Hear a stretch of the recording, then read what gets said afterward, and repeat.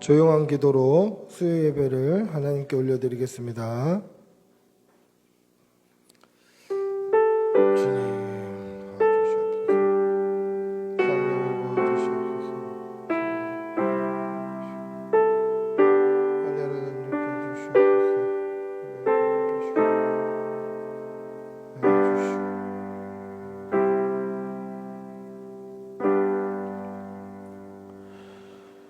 찬송가 235장 찬송하시겠습니다. 235장입니다.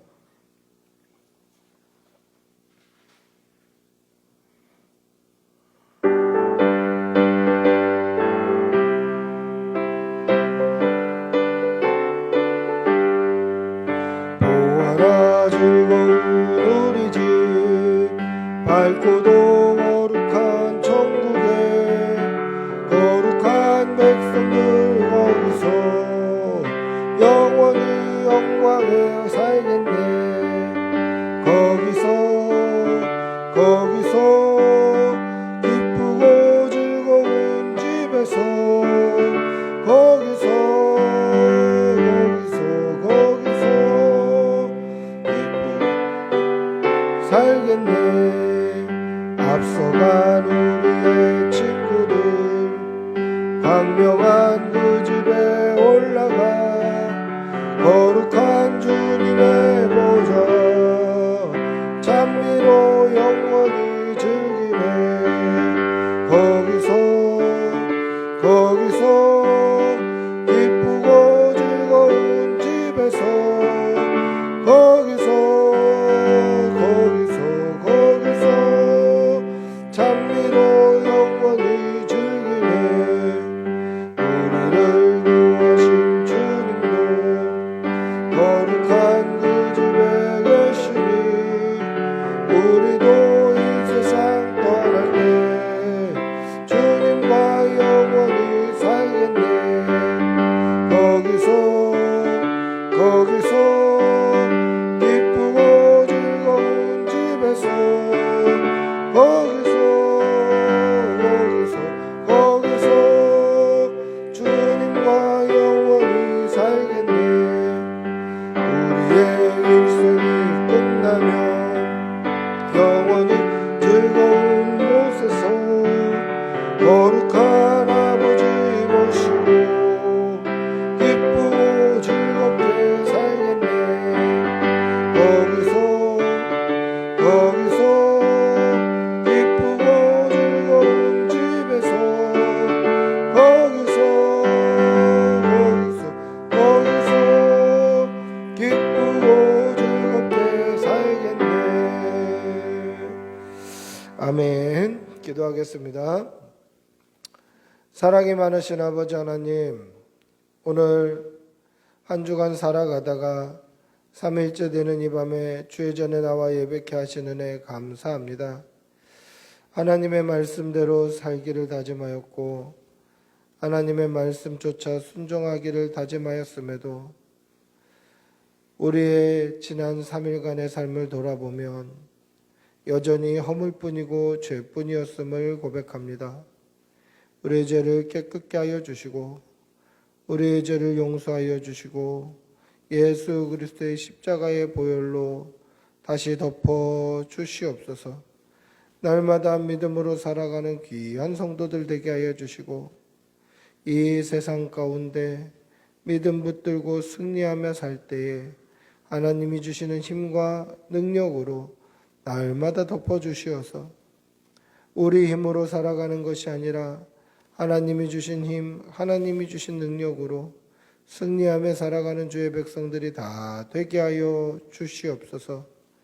특별히 하나님께서 은혜 내려주시어서 하나님께 마음을 쏟으며 하나님께 전심을 드릴 때에 하나님께서 사랑하는 교우들의 직장과 일터와 사업장과 모든 삶의 터전에 복의 복을 내려주시어서 하는 모든 일이 형통케 하여 주시고 하나님의 은혜로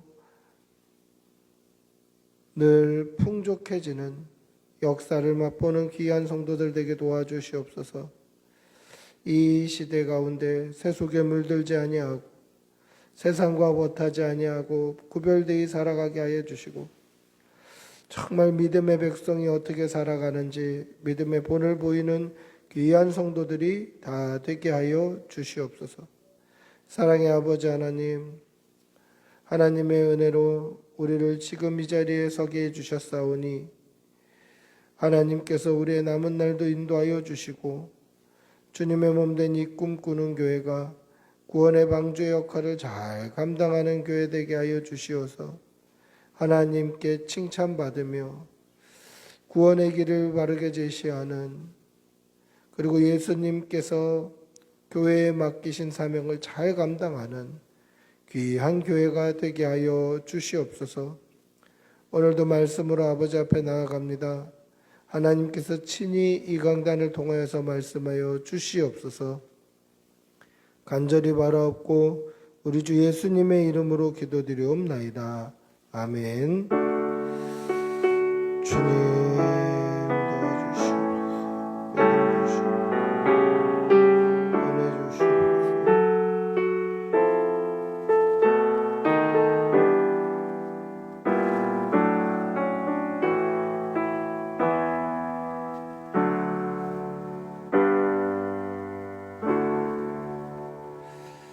아멘. 하나님의 말씀 함께 보시겠습니다. 말씀은 창세기 9장 18절에서 27절입니다. 창세기 9장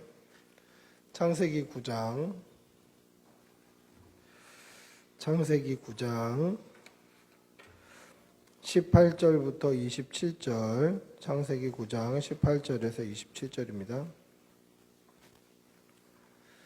창세기 9장 18절에서 27절.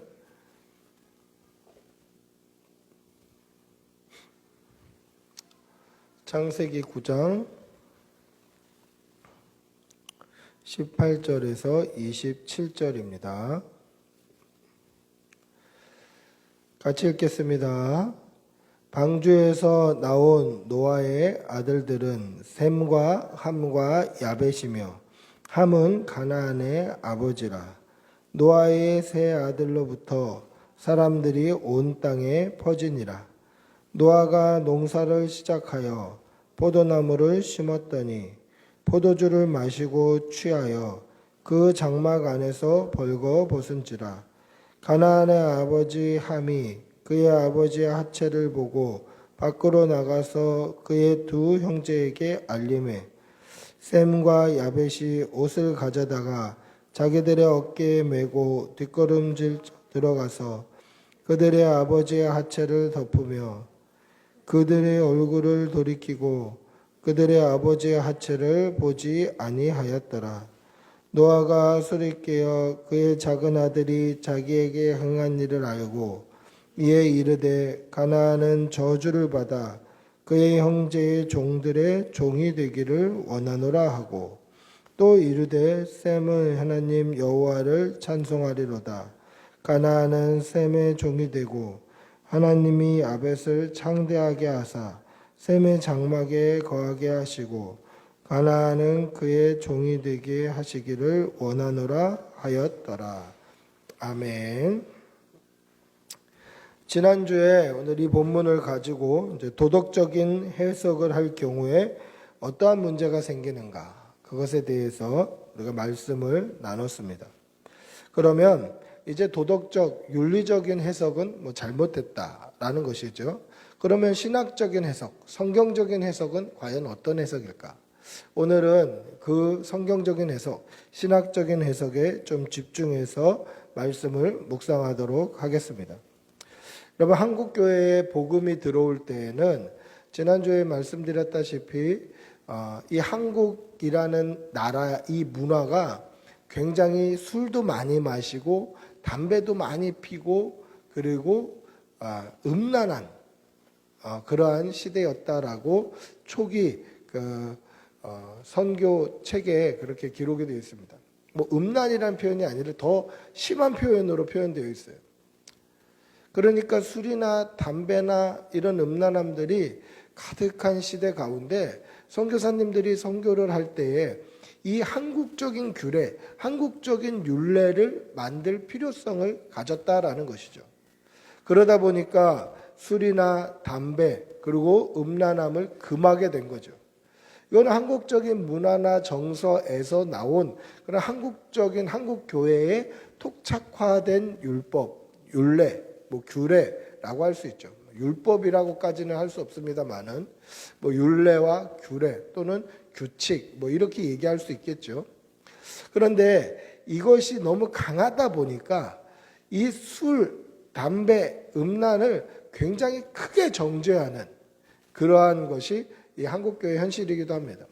그러면 그게 나쁘다는 것이 아니에요. 여러분 오해가 없으셔야 되는데 제가 지금 술 마셔도 된다, 술 취해도 된다 그 말씀을 드리는 것이 아니지 않습니까?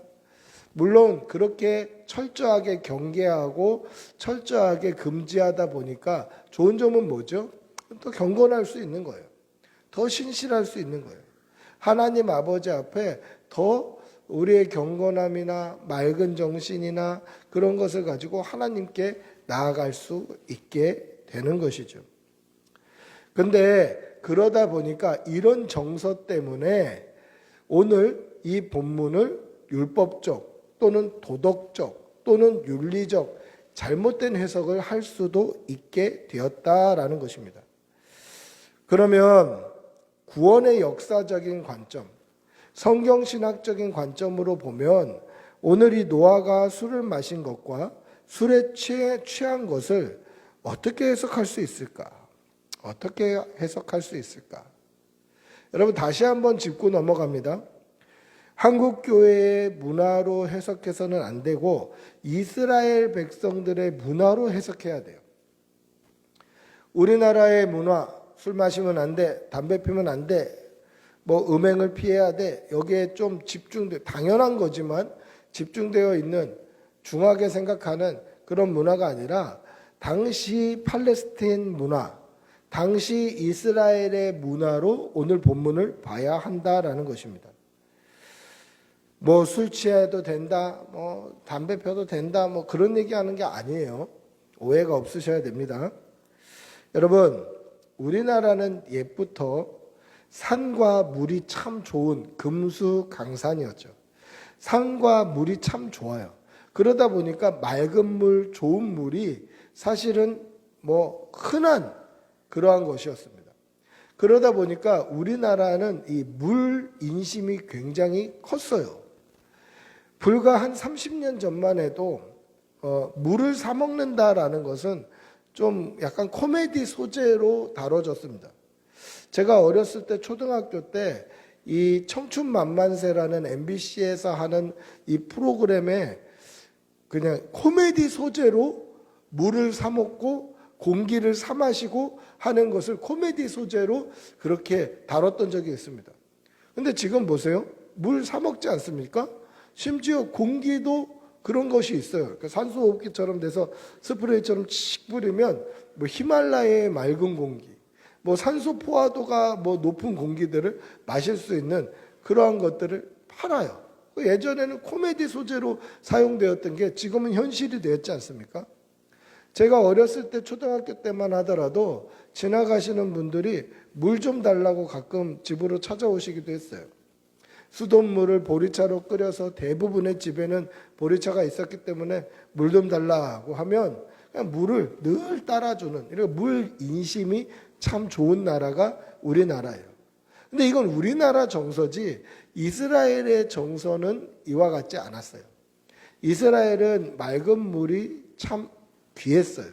뿐만 아니라 물 자체가 귀했어요. 그러다 보니까 어떻게 됩니까? 포도주를 음료로 마시는 거예요. 우리는 술이지만 그들에게는 그냥 음료예요. 음료. 밥을 먹으면서 먹는 음료. 마실 수 있는 물과 같은 음료예요. 여러분 우리나라는 음료가 아니기 때문에 제가 마셔도 된다 하는 얘기가 아니라는 것을 꼭 기억해 주십시오. 이스라엘 백성들의 그러한 문화가 그랬다라는 것이죠. 그렇기 때문에 오늘 노아가 포도주를 마시고 취했다라고 하는 이 본문을 성경은 죄로 정죄하지 않다라는 것입니다. 그것이 노아의 실수다, 노아의 잘못이다, 어디를 찾아봐도 그러한 구절은 없더라는 것입니다. 그리고 오늘 21절에 보시면 취하다라는 말이 나오지 않습니까? 포도주를 마시고 취하여 그 장막 안에서 벌거벗은지라, 그렇게 되어 있습니다. 여기서 말하는 취하다라는 동사는 이 여러 가지 의미를 가지고 있는 동사예요. 반드시 취하다라고만 쓰이는 게 아니라 즐거워하다, 혹은 기뻐하다, 또는 만족하다, 그리고 흡족하다, 뭐 이런 단어로 다 해석이 가능한 거예요. 그러니까 취하다, 즐거워하다, 만족하다, 흡족하다, 기뻐하다, 이게 다 한 동사를 사용하고 있다라는 것입니다. 그래서 창세기 43장 34절에 보시면, 창세기 43장을 보시면 거기서는 요셉이 형제들에게 자기가 요셉이라는 것을 알리는 장면이 나와요. 애굽 총리로 있다가 형들이 와서 물건을 사러 왔을 때에 한 명을 딱 잡아놓고 나머지 형제들이 가서 막내 베냐민을 데려오게 하고, 베냐민이 왔을 때, 자기와 어머니가 같은 베냐민이 왔을 때 이 정을 억제하지 못하고 형들에게 내가 요셉이다, 내가 당신들이 애굽에 판 요셉입니다 라고 자기를 나타내는 장면이 있어요. 그래서 43장 34절에 보면 제가 읽어드리겠습니다. 이렇게 말씀합니다. 요셉이 자기 음식을 그들에게 주되 베냐민에게는 다른 사람보다 5배나 주매 그들이 마시며 요셉과 함께 즐거워하였더라. 자, 그들이 요셉과 함께 먹고 마시며 즐거워했다 라는 이 즐거워하다라는 단어가 바로 오늘 이 노아가 취했다라는 단어와 같은 단어예요. 그러니까 취했다라는 말은 즐거워했다, 기뻐했다, 흡족했다, 만족했다, 이런 것으로 다 번역이 가능한 그러한 동사다라는 것이죠. 여러분, 이 함께 즐거워했다, 이것이 취했다, 기뻐했다, 만족했다, 흡족했다, 이게 다 한 가지 동사라면 이 동사의 사용 용례를 가지고 오늘 본문을 볼 수도 있다라는 것이에요. 꼭 취했다라는 단어가 아니라 오늘 이 노아가 취했다라는 말은 노아가 즐거워했다, 노아가 기뻐했다, 노아가 만족했다, 노아가 흡족했다라는 말로도 해석이 가능하다라는 것입니다. 그런 여지가 있다라는 거예요. 그러면 이것을 보면 우리가 어떻게 이해할 수가 있겠습니까?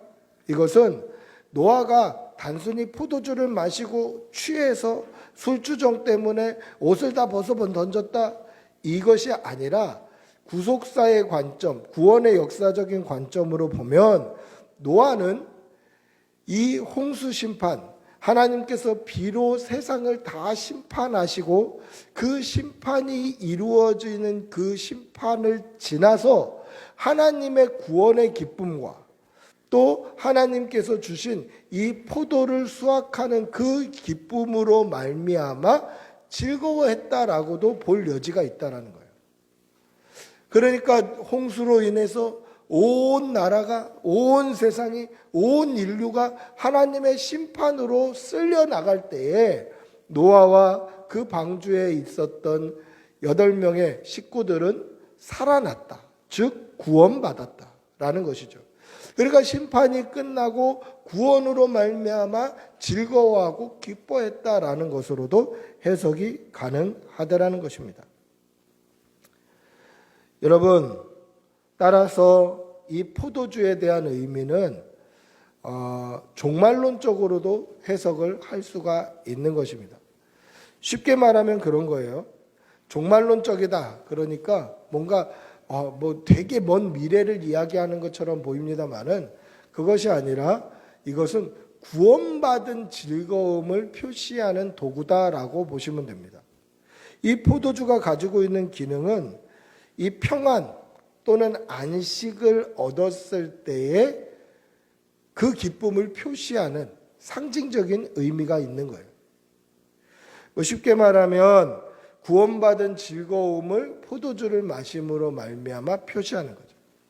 심판이 지나고 평안을 얻었을 때, 안식을 했을 때 우리는 이 포도주로 말미암아 그 평안의 기쁨, 그것을 맛보게 된다라는 것입니다. 즉 하나님께서 이스라엘 백성들에게 평안을 주실 때, 이제 새로운 언약을 갱신하실 때, 새 언약을 주실 때 포도주를 함께 주셨다라는 것입니다. 그런 증거가 어디 있습니까? 신명기 29장 5절부터 6절을 제가 읽어드리겠습니다. 신명기 29장 5절에서 6절입니다. 신명기 29장 5절에서 6절을 보시면 주께서 40년 동안 너희를 광야에서 인도하게 하셨거니와 너희 몸의 옷이 낡아지지 아니하였고 너희 발의 신이 헤어지지 아니하였으며 너희에게 떡도 먹지 못하며 포도주나 독주를 마시지 못하게 하셨음은 주는 너희의 하나님 여호와이신 줄을 알게 하려 하심이니라. 이렇게 말씀하고 있습니다. 신명기는 뭡니까? 이스라엘 백성들의 출애굽 역사를 다시 한번 이야기한 성경이 신명기예요. 그 출애굽 역사 40년 동안에 그들의 옷이 헤어지지 않았다는 거예요. 옷을 40년 동안 입었는데 낡아지지 않은 거예요. 그리고 신발끈도 끊어지지 않은 거예요. 그게 하나님이 보호해 주시고 하나님께서 지켜주시는 은혜였다라는 것이죠. 그리고 40년 동안 그들이 금지된 것이 있어요. 먹지 못했던 것이 있습니다. 그게 뭡니까? 떡과 포도주와 독주입니다. 이것에 공통점이 있죠. 떡은 뭡니까? 밀을 수확해야 얻을 수 있는 게 떡이죠. 빵이에요. 포도주와 독주 역시 포도를 수확하고 수확해서 얻어야 먹을 수 있는 거예요. 근데 40년 동안 광야 생활을 하다 보니까 당연히 떡이나 포도주나 독주를 먹지 못했던 거예요. 그냥 그렇게 살았던 거죠. 그런데 이 먹지 못했던 이것을 언제 먹게 되냐? 신명기 12장 17절 18절에 보시면 광야 생활을 마치고 약속의 땅에 들어가서 안식을 얻었을 때에 하나님께서 허락하신 땅에서 포도주로 즐거워하도록 하셨다라는 말씀이 기록되어 있습니다. 즉 광야 생활을 할 때에는 하나님의 백성으로서 근신해야 됩니다. 그러니까 당연히 평안이 없죠. 언제 전쟁이 일어날지 모릅니다. 언제 무슨 일이 일어날지 모릅니다. 그러니까 안식이 없기 때문에 포도주를 마실 수 없었다라는 것이죠.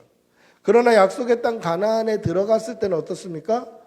이 광야 생활이 끝나고 평안을 얻게 되고 안식을 얻게 되자 드디어 포도주를 마실 수 있게 되었다라는 것입니다. 즉 포도주가 가지고 있는 개념이 뭡니까? 종말론적인 개념.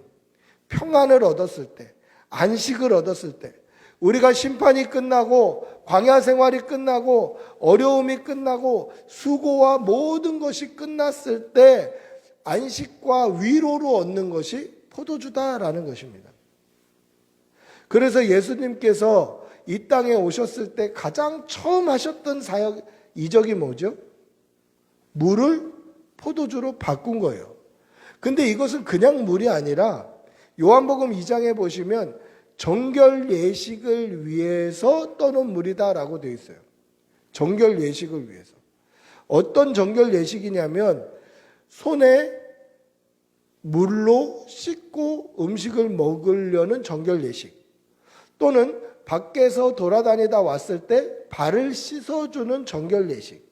그러니까 더러운 것을 씻는 정결 예식을 위해서 항아리에 물을 담아놨는데 그 물을 포도주로 바꿔 주신 것입니다.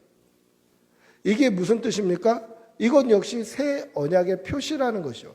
새 언약의 증거다라는 것입니다.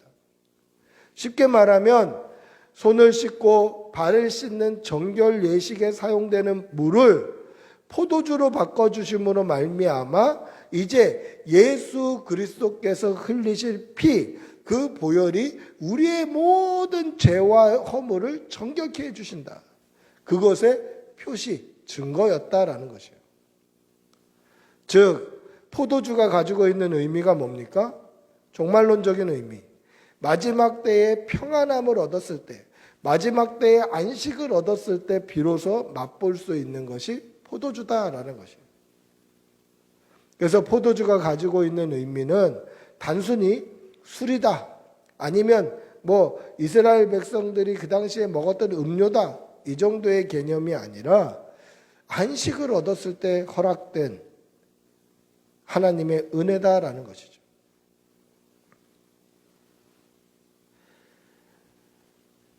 따라서 예수님께서 마지막 만찬 때에는 뭐라고 말씀하십니까?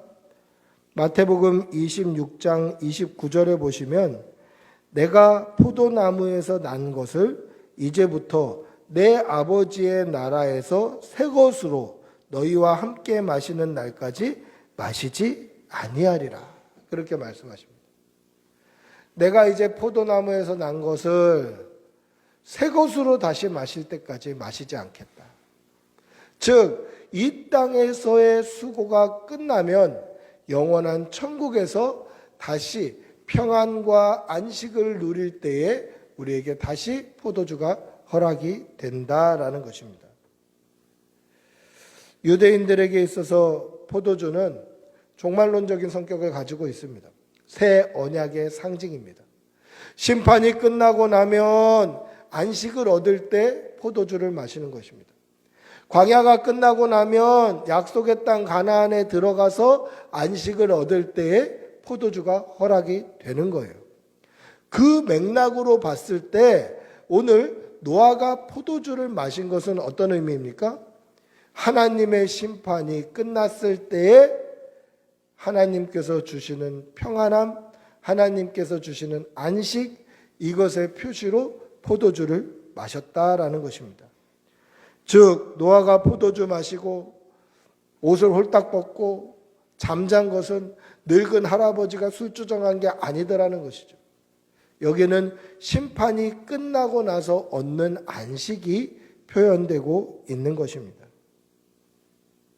쉽게 말해서 평안과 안식을 찾아서 여정을 떠나는 과정에는 포도주가 금지되어 있지만 그 여정이 끝나면 안식을 얻었을 때에 포도주가 허락이 되는 것입니다. 노아가 방주에서 40일 40야를 비가 왔을 때 물이 다 차고 넘치고 그 물이 빠지는 동안 300일 동안 거의 1년 가까이 마시지 못했던 포도주를 이제 비로소 먹게 되는 것은 심판이 끝나고 안식을 얻었기 때문이다라는 것입니다. 단순히 포도주가 먹고 싶어서 방주에서 나오자마자 농사를 짓고 포도나무를 심고 그게 열리자마자 포도주를 만들고 그것을 먹고 취해서 옷을 홀딱 벗고 주정을 했다, 이게 아니라 노아는 하나님의 언약 백성으로서 하나님이 주시는 안식을 온몸으로 기뻐했다라는 것이에요. 그 표시가 포도주를 마셨다라는 것입니다. 여러분, 하나님의 평안함, 하나님의 안식, 하나님의 축복을 우리의 삶 가운데서도 늘 경험하시는 여러분들이 되시기를 바랍니다. 그렇다고 포도주 드시라 이 말이 아니에요. 우리는 정말 하나님의 은혜와 축복과 안식과 평안함을 우리의 삶 가운데서도 누릴 수 있어야 한다라는 것입니다. 그러면 이 안식이라는 관점을 조금 더 깊이 들어가 보려고 합니다. 안식, 이게 과연 어떠한 의미를 가지고 있을까? 여러분, 우리 한번 말씀을 찾아볼까요? 창세기 5장 29절입니다. 오늘 읽었던 본문 앞으로 조금만 넘어가시면 창세기 5장 29절이 나옵니다. 창세기 5장 29절. 창세기 5장 29절 한번 같이 읽어보겠습니다. 시작. 이름을 노아라 하여 이르되 여호와께서 땅을 저주하심으로 수고롭게 일하는 우리를 이 아들이 안위하리라 하였더라. 아멘. 노아라는 이름의 뜻이 무슨 뜻이라고 이야기했습니까? 여호와께서 땅을 저주하심으로 수고롭게 일하는 우리를 이 아들이 안위하리라. 노아라는 말의 뜻은 안위라는 뜻이에요. 이 말은 쉽게 말하면 이 아들로 말미암아 평안이 온다. 이 아들로 말미암아 평안한 시대, 안위의 시대, 안식의 시대가 열린다라는 뜻입니다. 수고롭게 일할 때는 안식을 얻지 못하였는데 이 수고롭게 일할 때에 이 노아로 말미암아 이제 안식을 얻게 된다. 안위를 얻게 된다. 바로 그 뜻이다라는 것이죠. 즉 노아라는 이름이 안식을 주는 자, 안위를 주는 자라는 뜻입니다. 따라서 홍수 심판 이후에 안식을 상징하는 포도주를 안식을 주는 자 노아가 마셨다라는 것은 굉장히 신학적인 의미가 있다라는 것이죠. 즉 노아가 포도주를 마셨다. 이게 술 취해서 술주정했다 이 뜻이 아니라 안식으로 충만했다라는 의미가 된다라는 것입니다.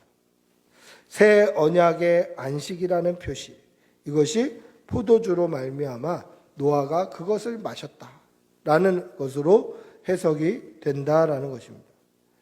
여러분, 성경은 항상 하나님의 구원, 구속의 관점으로 해석되어야 한다라고 말씀드렸습니다. 따라서 오늘 우리가 읽었던 이 본문, 노아가 포도주를 마시고 취하여서 벌거벗었더라. 이건 역시 구원의 관점으로 보아야 한다라는 것이죠. 노아의 행동은 어떻습니까? 벌거벗고 있는 거예요. 근데 태초에 사람은 벌거벗은 존재로 이 땅에 태어났습니다. 그러면 노아가 벌거벗었더라, 이것이 노아가 평안했더라, 안위했더라 라는 표현으로 본다면 이것은 태초에 아담과 하와가 있었던 그 완전히 안위한 상태, 완전히 평안한 상태, 완전히 안식했던 그 상태로 볼 수 있다라는 거죠. 완전히 태초로 돌아간 모습. 즉 아담과 하와가 벌거벗었으나 부끄럽지 않았던 그 상태로 돌아간 것이다라는 것이죠. 그럼 이 안식을 깬 사람이 누구입니까? 바로 노아의 아들 함이었다라는 거죠. 그러면 태초에 아담과 하와의 그 벌거벗은 안식을 깼던 그 주체는 누구인가요? 그거는 사탄이었다라는 겁니다. 따라서 함과 사탄을 연결시켜서 성경은 보고 있다라는 것이죠. 그리고 그들을 덮어주었던 셈과 야벳은 하나님께서 가죽옷을 지어서 입히신 것과 맥을 같이 한다라는 것입니다. 따라서 아담의 안위를 깬 것, 아담의 평안함을 깬 것, 이것이 바로 함이 저주받아야 될 이유다라는 것입니다. 여러분, 노아가 포도주에 취해서 벌거벗고 잠에 든 것은 노아가 술주정을 하고 늙은이가 추태를 보이고 이런 것이 아니라 하나님의 심판이 끝났고 이제는 평안하고 이제는 안위의 시대고 이제는 안식의 시대라는 것을 보여주기 위함이었다라는 것입니다. 그러나 이 성도의 평안함과 성도의 안식은 항상 사탄이 깨더라는 거예요. 따라서 우리는 경계하고 근신하고 정말 깨어서 이 평안함과 안식을 이 땅에서도 충분히 맛보다가 하나님께서 부르실 때 영원한 천국에서 영원한 안식, 영원한 평안을 맛봐야 됨을 믿으시고 이것을 늘 소망하시고 늘 사모하시는 그러한 성도들이 되시기를 축복하고 기도합니다. 한번 같이 기도하겠습니다. 같이 기도할 때에 하나님, 우리에게 평안과 안식을 허락하여 주시고 하나님께서 주시는 이 평안, 하나님께서 주시는 이 안식을 우리가 늘 사모하며 마지막 시대에 우리가 영원한 천국에서 얻게 될 그 안식, 그 평안함을 사모하는 귀한 성도들이 되게 해달라고 주님의 이름 한번 부르짖어 기도하겠습니다. 주님 도와주시옵소서. 하나님의 은혜와 하나님의 성령, 하나님의 평안함과 하나님의 크신 위로와 하나님의 놀라우신 은혜와 풍성하고 충만하신 도와주시옵소서. 주님 도와주시옵소서. 은혜 주시옵소서. 주님 평안함을 허락하여 주시고 주의 은혜가 넘치고 충만하십니다. 은혜를 입혀 주시옵소서. 하나님의 은혜와 하나님의 축복과 하나님의 계획과 하나님의 섭리가 늘 풍성하고 충만하고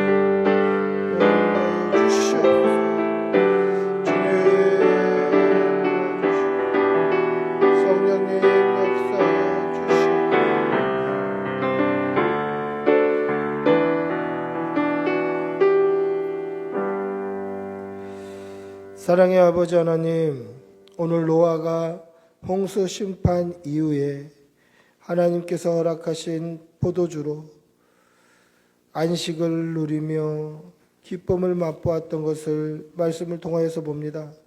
우리 역시 이 땅에서의 수고가 끝나면 영원한 천국에서 하나님이 주시는 평안과 안식으로 풍성케 됨을 잊지 말게 하여 주시고 그것을 소망하게 하여 주시고 뿐만 아니라 우리가 이 땅을 살아가면서도 하나님이 주시는 평안함을 맛보고 하나님의 은혜를 늘 경험할 수 있도록 덧입혀 주시옵소서. 간절히 바라옵고 우리 주 예수님의 이름으로 기도드리옵나이다. 아멘. 찬송가 240장으로 하나님을 찬양하겠습니다.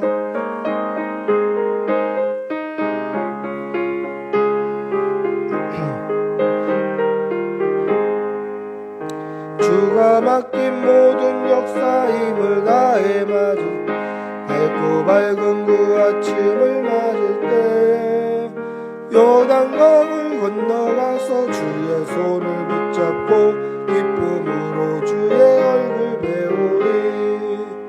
나의 주를 나의 주 내가 그의 곁에 서서 배우며 나의 주를 나의 주를 손에 못자국을 보아 알겠네.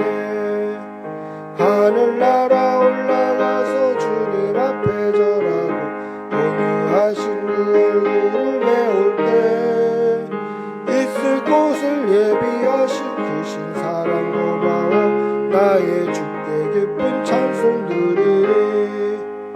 나의 주를 나의 주 내가 그의 곁에 서서 배우며 나의 주를 나의 주를 손에 못자국을 보아 알겠네. 이 세상을 일찍 떠난 사랑하는 성도들 나를 맞을 준비하고 있겠네. 저희들과 한 소리로 찬송 부르기 전에 먼저 사랑하는 주를 배우리. 나의 주를 나의 주 내가 그의 곁에 서서 배우며 나의 주를 나의 주를 손에 못자국을 보아 알겠네. 영화로운 시온 성에 들어가서 다니며 기모 입고 황금길을 다니며 금고문고 맞추어서 새 노래를 부를 때 세상 고생 모두 잊어버리리. 나의 주를 나의 주 내가 그의 곁에 서서 배우며 나의 주를 나의 주를 손에 못자국을 보아 알겠네. 아멘. 주님 가르쳐 주신 기도로 수요 예배를 마치겠습니다. 하늘에 계신 우리 아버지여, 이름이 거룩히 여김을 받으시오며 나라가 임하시오며 뜻이 하늘에서 이루어진 것 같이 땅에서도 이루어지이다. 오늘 우리에게 일용할 양식을 주시옵고 우리가 우리에게 죄 지은 자를 사하여 준 것 같이 우리 죄를 사하여 주시옵고 우리를 시험에 들게 하지 마시옵고 다만 악에서 구하시옵소서. 나라와 권세와 영광이 아버지께 영원히 있사옵나이다. 아멘.